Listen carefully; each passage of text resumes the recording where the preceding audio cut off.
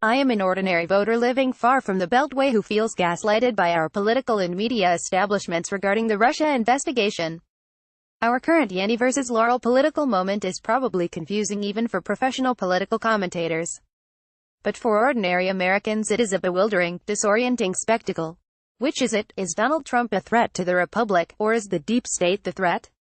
Was the Russia investigation legit, or was it concocted by an out-of-control Federal Bureau of Investigation and Central Intelligence Agency?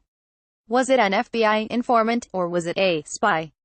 Has America become Venezuela, as Republicans say, because the Obama administration spied on the campaign of a political adversary? Or has it become Venezuela, as Democrats say, because our current president is attacking his investigators? The answers to the above questions depend on which camp one is in. In our hyperpartisan times, each side has its own narrative. Each side couldn't be farther from the other. The Democrats and their supportive media outlets, CNN, MSNBC, The Washington Post, The New York Times, have been saying for a year that Trump and his campaign likely colluded with the Russians to win the 2016 election, that special counsel Robert Mueller will eventually find proof of it, and that Trump will, as a result, get impeached. Those on the right point to the various leaks and reports to say there was no collusion, the Russia investigation was a setup to undermine Trump's presidency, and that the investigation needs to wrap up. Looking at all of this, one wonders, if Watergate had happened today, would there be a bipartisan, national consensus that the president had done grave misdeeds and needed to resign? Probably not. There would be two narratives, each spinning madly, with no consensus. I'm a Democrat, and it would be easier to accept my side's version of unfolding events.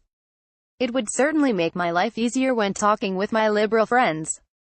But facts are pesky things, and I've become increasingly aggravated by my own side.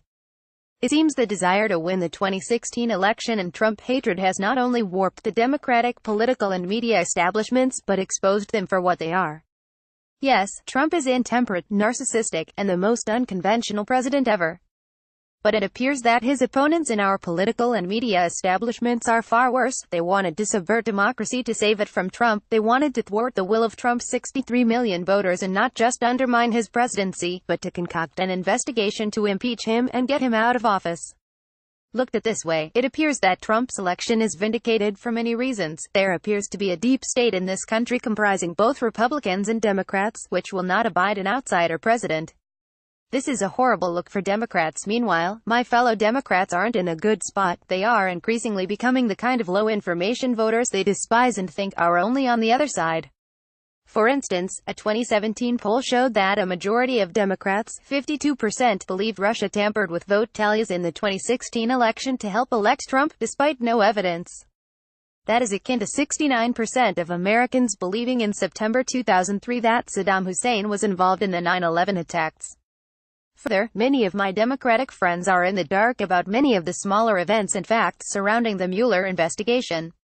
They don't know, for instance, that a federal judge, T.S. Ellis, rebuked Mueller for trying to target Trump. They don't know that one of the Russian companies Mueller indicted for tampering in the 2016 election, Concord Catering, didn't exist at the time of the election, and that when they showed up in court to contest the charges, Mueller was unprepared to proceed with the case. This isn't entirely ordinary Democrats' fault, but that of the legacy media outlets they rely on for their news and analysis, which have let their audiences down completely. These media outlets, CNN, ABC, NBC, The New York Times, etc., have devoted little or no time to many of the stories that help Trump or fail to advance the Russia collusion narrative. For instance, ABC, CBS, and NBC together spent a total of just 153 seconds covering Ellis's rebuke of Mueller. This is not just a media problem. There is only one word to describe CNN and MSNBC's coverage in the last year and a half: grotesque. They've gone so over the top with their anti-Trump coverage, so lacking in self-awareness, that even criticizing them seems like a waste of time. But I sense a bigger problem on the Democratic side, both among ordinary Democrats and prominent left-leaning pundits.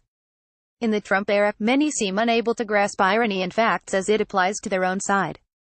For instance, when they talk about Trump violating the rule of law or obstructing justice, don't they realize that some of us are thinking, yes, but where were you when the FBI didn't apply the rule of law to Hillary Clinton, and why didn't you object when Hillary obstructed justice by deleting emails under subpoena? Shouldn't the rule of law apply to everyone? In these troubling times, I've been grateful for the commentators on the right who've explained what's happening and put it in perspective. I've also appreciated people like Mark Penn, who broke with party lines and loyalty to the Clintons to speak the truth of what's happening. His reason, of course, may not be just to defend Trump but to defend the rule of law and our democracy. Everything that happened in 2016 and 2017 needs to come out in the open. The botched FBI investigation of Hillary Clinton's private email server, the surveillance of Trump's campaign, the shady origins of the Russia investigation. There needs to be a reckoning. There needs to be a reckoning for the mainstream media as well, as to why, as one critic said this week, they've acted as lapdogs for the deep state and propaganda arm of the left. Maybe I'm not a good enough Democrat, but I'm far more troubled by what is happening to Trump than by Trump himself.